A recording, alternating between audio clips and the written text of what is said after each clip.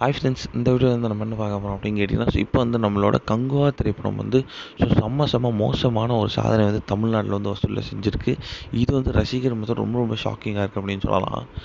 November 14 செம்ம பிரம்மாண்டமான expectations release ஆன திரைப்படம் தான் நம்மளோட கங்குவா. இந்த திரைப்படம் வந்து எக்ஸ்பெக்டேஷன்ஸ் ஏராளமாக இருந்துச்சு அப்படின்னு சொல்லலாம். ஆனால் வந்து இந்த திரைப்படம் வந்து ரிலீஸ் ஆன முதல் நாள்லேருந்து செம்ம நெகட்டிவ் ரிவ்யூஸ்.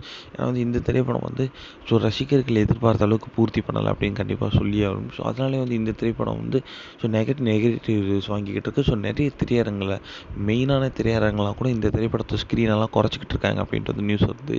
இது வந்து சூர்யா ஃபேன்ஸுக்கு செம்ம பெரிய ஷாக்கிங் நியூஸாகவே இருக்குது. அதனால் வந்து இந்த திரைப்படத்தோட வசூல் வந்து ரொம்ப ரொம்ப அடிபட்டுருச்சு அப்படின்னு சொல்லலாம். என்னதான் உலகளவில் நல்ல ஒரு வசூல் பெற்றாலுமே வந்து தமிழ்நாட்டில் வந்து ரொம்ப ரொம்ப மோசமான வசூல் தான் பெற்றுட்ருக்கு அப்படின்னு சொல்லலாம். அதன்படி பார்த்தா வந்து கிட்டத்தட்ட வந்து 5 நாட்கள் முடியல நம்ம தமிழ்நாட்டில் மட்டுமே வந்து நம்மளோட கங்குவா திரைப்படம் கிட்டத்தட்ட வந்து ஒரு 25 கோடிக்கு மேலே தான் வசூல் செஞ்சுருக்கு அப்படின்றது நியூஸ் வந்திருக்கு. இது வந்து ரொம்ப ரொம்ப மோசமான சாதனை அப்படின்னு சொல்லலாம். ஏன்னா வந்து எதற்கும் துணிந்தவனே வந்து சூர்யாவோட திரைப்படமே வந்து ஒரு நல்ல ஒரு வசூல் பெற்றுச்சு தமிழ்நாட்டில். நிறைய பேர் இன்டர்நெட்டில் வந்து எதற்கும் துணிந்தவனோட சாதனையை முறியடிக்காதா அப்படின்ற மாதிரி கேள்வி எழுப்புறாங்க.